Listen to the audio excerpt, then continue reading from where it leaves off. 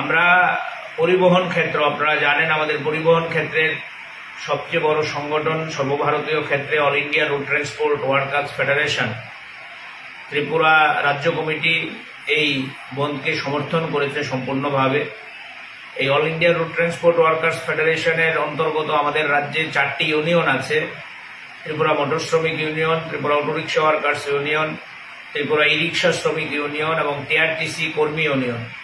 এই 4টি ইউনিয়ন ইতিমধ্যে বন্ধকে সমর্থন জানিয়ে কনভেনশনের মধ্য দিয়ে তারা বিবৃতি দিয়েছে এবং আমরা অন্যান্য শ্রমজীবী মানুষের সাথে এই বন্ধের পক্ষে দাঁড়িয়েছি। এ কারণে আপনারা শুনলে অবাক হবেন, স্বাধীনতার 75 বছরে এখনো ভারতবর্ষে পরিবহন শ্রমিকদের জন্য কোনো আইন তৈরি করা হয়নি। পরিবহন শ্রমিকরা যতদিন গায়ের জোর আছে, শক্তি আছে, স্টিয়ারিং চালাতে পারে, ততদিন পর্যন্ত তাদের রোজগার। তারা যখন তাদের পেশা ছেড়ে দিতে বাধ্য হয় শারীরিক কারণে, কেউ যখন কোনো দুর্ঘটনার কবলে পড়ে, তখন তাদের জন্য কোনো ভাতার ব্যবস্থা নেই, কোনো সামাজিক নিরাপত্তার গ্যারান্টি নেই। আমরা এই বন্ধের মধ্য দিয়ে কেন্দ্রীয় সরকারের দৃষ্টি আকর্ষণ করতে চাইছি, এই পরিবহন শ্রমিকদের জন্য অবিলম্বে সামাজিক নিরাপত্তার গ্যারান্টি করতে হবে।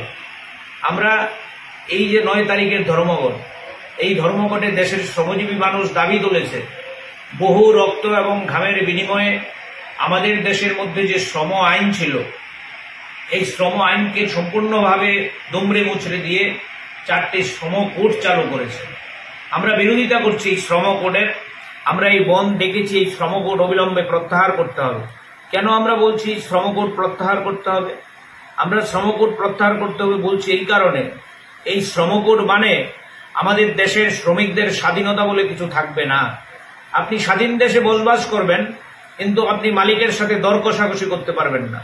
আপনাকে যদি মজুরি কম দেয়, আপনি কথা বলতে পারবেন না। আপনাকে চাকরি থেকে অন্যায়ভাবে ছাঁটাই করে দিলে আপনি তার জন্য মামলায় যেতে পারবেন না।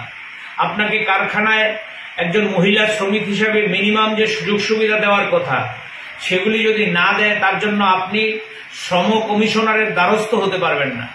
এক কথায় শ্রম কোড হচ্ছে দাসত্বের বন্ধনে আমাদের দেশের শ্রমিক শ্রেণীকে আটকে দেবে। আমাদের ঐতিহাসিক যে স্লোগান 8 ঘন্টা কাজ, 8 ঘন্টা আনন্দ, 8 ঘন্টা বিশ্রাম, শ্রম কোডের মধ্য দিয়ে এই স্লোগান আর থাকবে না। আপনাকে কোথাও 12 ঘন্টা, কোথাও 14 ঘন্টা, এমনকি 16 ঘন্টা পর্যন্ত, ওই আমরা ইতিহাসে যে পড়েছি কৃতদাস প্রথা, এই জায়গায় আমাদের দেশকে নিয়ে যাওয়ার চেষ্টা করছে। এই কারণেই আমরা লাল ঝান্ডার নেতৃত্বে, দেশের শ্রমজীবী মানুষের নেতৃত্বে এই শ্রম কোড বাতিলের দাবি করছি। আমাদের এই 17 দফা যে দাবি, এই দাবির মধ্যে কি দাবি? আমরা বলেছি যে আমাদের যারা চুক্তিবদ্ধ কর্মচারী, যারা ঠিকা শ্রমিক, তাদেরকে সেখানে রেগুলার করার জন্য সরকারকে দায়িত্ব নিতে হবে। আপনারা জানেন আমাদের রাজ্যের মধ্যে অভাবনীয় ঘটনা, 2018 সালে ভিশন ডকুমেন্টের মধ্য দিয়ে বিজেপি দল বলেছিল, আমরা যদি ক্ষমতায় আসি, সব চুক্তিবদ্ধ কন্ট্রাক্ট যারা আছে তাদেরকে রেগুলার করব। আজকে তাদেরকে রেগুলার করা ধরে থাক, তারা বেতন পাচ্ছেন না, মাসে একবার করে বেতন পাচ্ছেন না, এবং তারা সিদ্ধান্ত করেছে যে প্রতিদিন তাদেরকে প্রয়োজনে ছাঁটাই করে দেওয়া হবে, রেগুলার তো দূরের কথা। এই হচ্ছে কথায় কাজে ফারাক বিজেপি সরকারের। এবং সবচেয়ে ভয়ানক যেটা, আমাদের এই বন্ধের মধ্যে আমাদের শ্রমজীবী মানুষ আওয়াজ তুলেছে, আমাদের দেশের সংবিধানকে রক্ষা করতে হবে, আমাদের দেশের গণতন্ত্রকে রক্ষা করতে হবে, আমাদের দেশের সার্বভৌমত্বকে রক্ষা করতে হবে। আপনারা লক্ষ্য করছেন আমাদের দেশের যে শাসক গোষ্ঠী বিজেপি, সেটা দেশেই বলুন আর রাজ্যেই বলুন, তারা বিভাজনের রাজনীতি আমদানি করেছে আমাদের দেশের মধ্যে। যাদের নামে বজ্জাতি সব জাজ্জালিয়াত খেলছো জোয়া, নজরুলের যে কথা, সেই কথা আজকে আমরা দেশের মধ্যে দেখতে পাচ্ছি।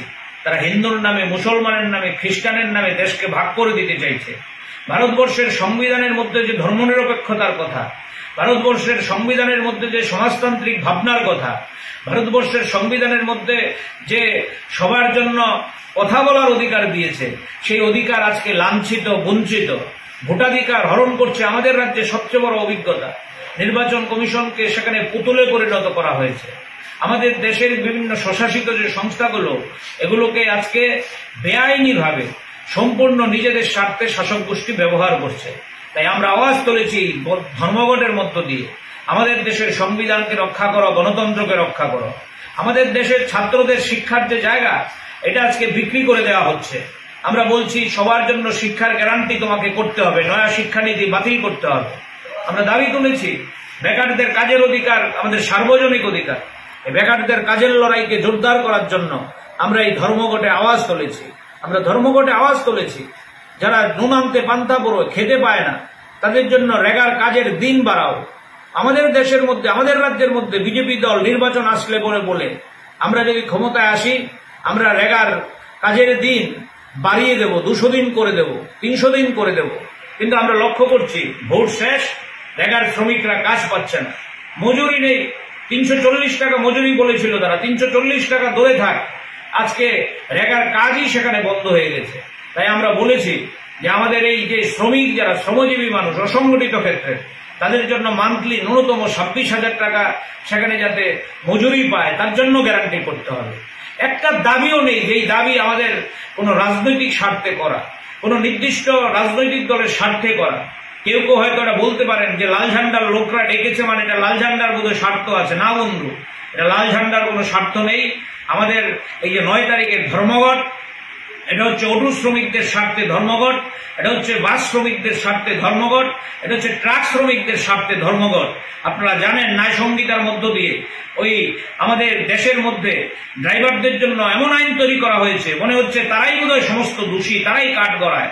এই ভারতীয় ন্যায় সংহিতার এমন ধারা তৈরি করা হয়েছে যেই ধারায় আমাদের ড্রাইভারদেরকে রাস্তায় নেমে গাড়ি চালানো এটা একটা রিস্কের জায়গায় এসে দাঁড়িয়েছে। সুতরাং আমরা বলেছি এই ধারাগুলো তোমাকে অবিলম্বে সংশোধন করতে হবে। এরকম শ্রমজীবী মানুষের স্বার্থ সংশ্লিষ্ট 17 দফা দাবি নিয়ে আমরা এই লড়াইয়ে নেমেছি। আমরা রাজ্যের মানুষের কাছে আহ্বান করব, আপনি যদি গণতন্ত্র ফিরে পেতে চান, আপনি যদি আপনার কণ্ঠ জোরে ছেড়ে কথা বলতে চান, আপনি যদি মুষ্টিবদ্ধ হাতে আপনার স্বাধীন যে কথা বলার অধিকার এটা ফিরে পেতে চান, আপনি যদি আপনার এলাকার মধ্যে স্বচ্ছন্দে চলতে চান, আপনি যদি মণ্ডলের ওই মাফিয়াগিরি থেকে মুক্তি চান, আপনি যদি আমাদের রাজ্যের মধ্যে যে অরাজক রাজনীতি চলছে, আইনের শাসন আজকে যে তলানিতে, প্রতিদিন লাশ পাওয়া যাচ্ছে, বডি পাওয়া যাচ্ছে, প্রতিদিন নিজেরা মারামারি করে রক্তাক্ত হচ্ছে, নেগোসিয়েশন নেশার নামে আমাদের রাজ্যকে ডুবিয়ে দেওয়া হচ্ছে, এই যে পরিবেশ, এই পরিবেশ থেকে যদি আপনি মুক্তি চান, তাহলে 9 তারিখের ধর্মঘটের পক্ষে আপনিও দাঁড়ান। হুমকি আসবে, ভয়ভীতি আসবে, কিন্তু আমরা দৃঢ়চিত্তে বলতে চাই, ভয়ভীতি হুমকি আমাদের আটকে রাখতে পারবে না। ভয়ভীতি হুমকি শেষ কথা বলে না, শেষ কথা বলে মানুষ।